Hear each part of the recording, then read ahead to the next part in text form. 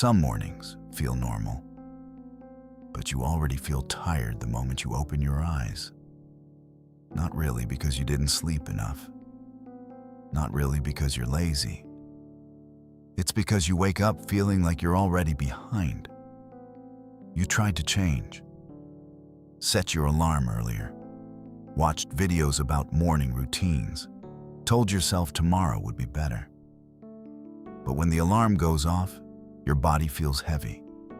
Your mind fills up fast. Things you didn't finish. Messages you didn't reply to. Work you didn't prepare. You haven't even stepped out of bed, and you already feel stressed. And you ask yourself, why do I always start my day rushing, like everything is already ahead of me? What makes you tired isn't the amount of work. It's the feeling that you don't control your own day. Other people seem calm. You always feel scattered. But maybe the problem isn't the morning. Maybe the morning is just the result of the night before. When you go to bed with a busy mind, no clear plan, no real ending to your day, we keep trying to fix the morning while the night stays messy. And maybe what needs to change isn't how you start a new day. Maybe it's how you close the old one.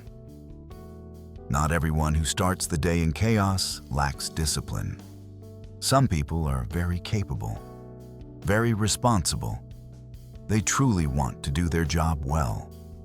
Sarah was one of them. 29 years old, a project manager at a tech company. She was smart, proactive, always trying to meet her deadlines.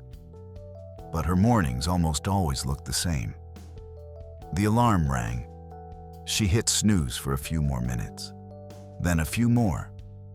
By the time she sat up, she was already rushing. No outfit ready, no time for breakfast. Her phone was full of messages from last night she hadn't answered. She walked out the door feeling like something was missing, like she had forgotten something important.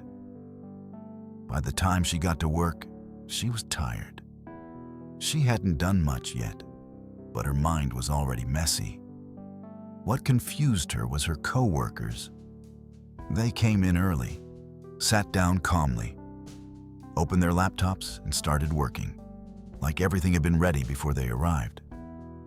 Sarah tried to do the same. Wake up earlier, exercise, write a morning plan, but she couldn't keep it up. And slowly, a quiet thought showed up. Am I missing something basic? She didn't lack skill. She lacked a solid base to begin her day. Chaotic mornings don't just appear out of nowhere. They are built from nights that were never properly closed. Most nights, Sarah sat on her bed with her phone in her hand. She told herself she would scroll for just a few minutes. But time moved fast. In her mind, a list was still open. Emails not answered, plans not finished, tomorrow's meeting not reviewed. She knew she should deal with it, but she was tired. So she chose not to think about it. She went to sleep with a messy mind. No clear plan for the next day. No small decisions made ahead of time. The next morning, everything hit at once.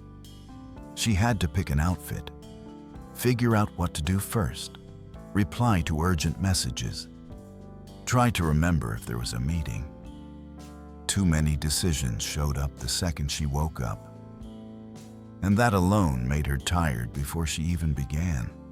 Day after day, it repeated.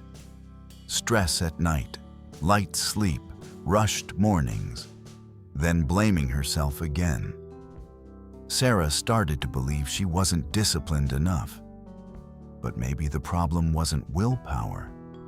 Maybe it was the way each day ended without ever being truly closed. Things only started to change one cold afternoon. Sarah was sitting in a meeting room. It was her quarterly review. She had prepared herself to hear feedback. But when she looked at the paper in front of her, her heart still sank. Meets expectations. Not bad. great either. Her manager, Jennifer, spoke gently. She recognized Sarah's ability, but she also said honestly that Sarah had been forgetting small things lately, missing a few deadlines, looking tired all the time. Then she asked a simple question. "Are you okay?"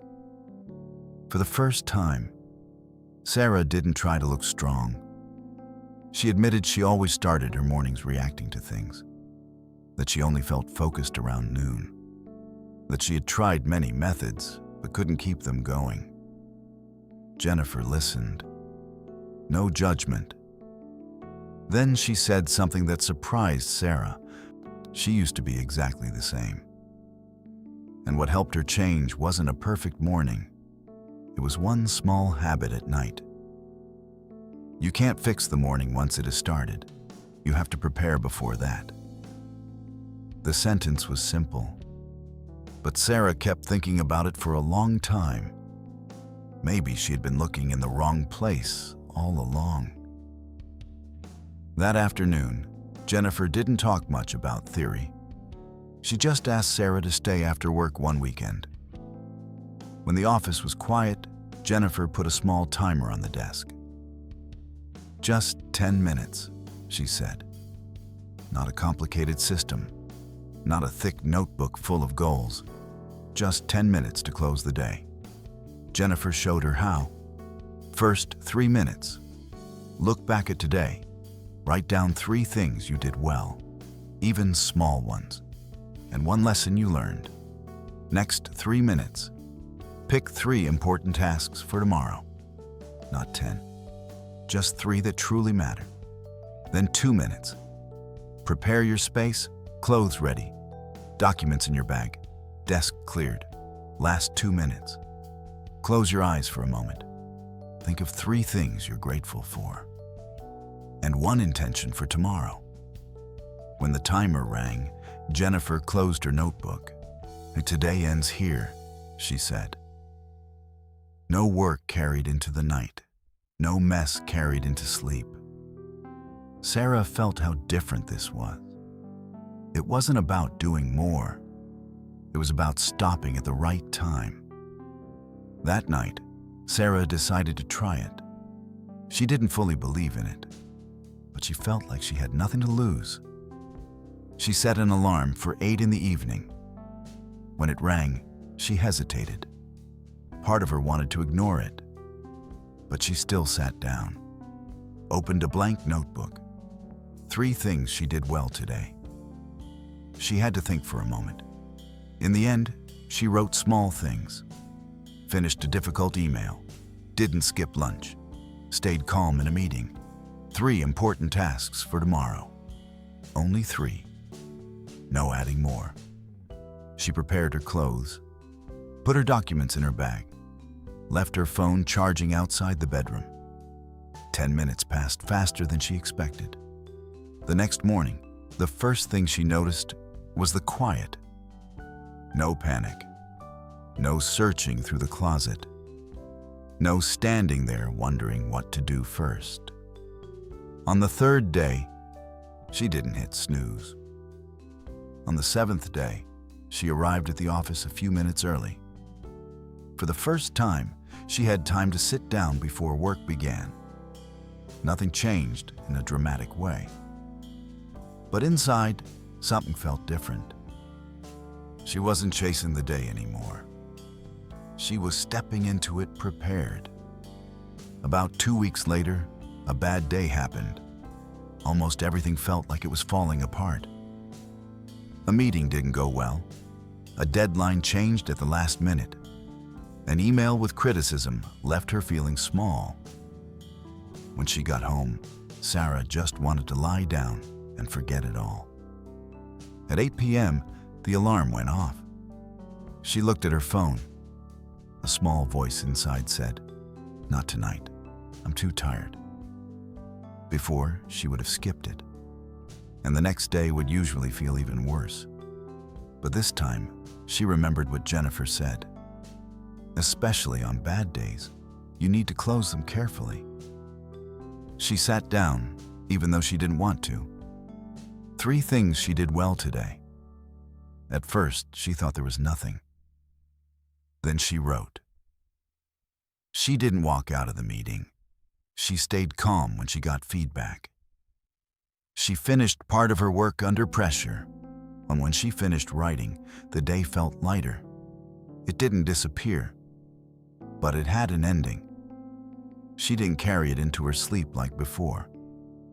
The next morning wasn't perfect, but it wasn't chaotic. Sarah started to understand. This small ritual wasn't just for good days. It was support for the hard ones. And that was what truly made the difference. After a month, Sarah noticed she felt different. Not completely different, but enough to feel it clearly. One morning, she opened her eyes before the alarm rang. She didn't jump up, didn't feel rushed. She knew what she needed to do that day. Her clothes were ready. Her most important tasks had been chosen the night before. There was no pressure to decide everything in the first few minutes of the day. She stepped into the morning calmly. 30 days didn't turn her into a new person, but it helped her believe she could change. 6 months later, her next review came. Jennifer placed the paper in front of her. This time it said, "Exceeds expectations." Sarah didn't speak right away. She just smiled. She hadn't worked more than before, hadn't added extra hours, hadn't forced herself to wake up earlier and earlier. She simply stayed consistent with 10 minutes each night. In the first 90 days, she missed 8 times. Not perfect, but steady enough. The change wasn't loud. It grew from very ordinary evenings. And those ordinary evenings made her mornings stronger and more steady. Looking back, Sarah saw something simple. The problem was never the morning. The morning was only the result. When a day ends in worry, when your mind is still crowded, when the important tasks are not chosen, that feeling follows you into sleep. And the next morning, you wake up with it. Not because you're weak, not because you lack willpower, but because your mind was never closed. Before, Sarah's days ran into each other with no clear line. Today's work spilled into the evening. The evening's exhaustion spilled into the next morning. Everything blended together. She had no stopping point. 10 minutes each night didn't make her life perfect, but it created a pause, a way to tell herself, today is done. When there is a clear ending, tomorrow is no longer a pile of chaos. It becomes a day that was prepared ahead of time. Maybe the biggest change wasn't productivity. It was the feeling that she had a say in how her day begins. Maybe you're thinking this sounds too simple. Just 10 minutes. Can that really change anything? Sarah thought the same. She didn't change her personality. She didn't become perfect. She didn't turn into some extreme, disciplined version of herself. She just chose to pause each night, 10 minutes, to look back at her day, to choose 3 important tasks ahead of time, to prepare small things for the next morning, and to close everything before going to sleep. Not to do more, but to feel lighter. Maybe you don't need a perfect morning. Maybe you just need a clear evening. Tonight, before bed, try sitting down for 10 minutes. Write 3 things you did well today. Choose 3 tasks for tomorrow. Prepare 1 small thing in advance. That's it. Don't think about 90 days. Just think about tonight. If tomorrow morning feels a little calmer, try 1 more evening. Tomorrow doesn't begin when the alarm rings. It begins with how you end today. If this story speaks to you, share it with someone who always feels rushed in the morning. And tonight, try starting again, in a gentler way.